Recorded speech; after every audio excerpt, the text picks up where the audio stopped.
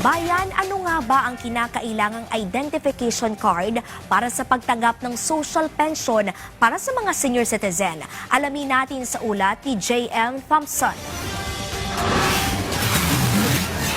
Nilinaw ng Department of Social Welfare and Development ang mga kinakailangang identification card para sa pagtanggap ng social pension for indigent senior citizens. Patuloy na kinikilala ng ahensya ang PhilSys-issued National ID bilang pangunahing ID na tinatanggap sa proseso. Para naman sa mga wala pang National ID, maaari pa rin gamitin ng iba pang government-issued IDs bilang secondary ID.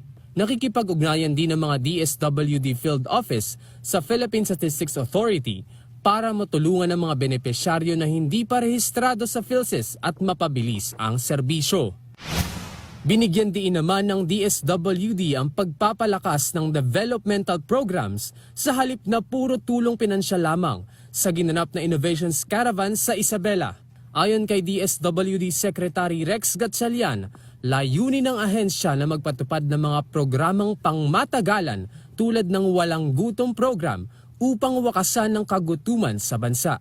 Dagdag pa niya, nakatuon ang DSWD sa pagpapalakas ng kakayahan at kabuhayan ng mga benepisyaryo upang matulungan silang maging self-sufficient sa hinaharap.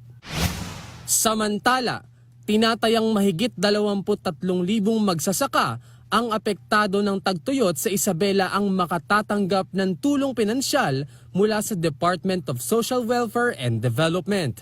J.M. Thompson, para sa Pambansang TV sa Bagong Pilipinas.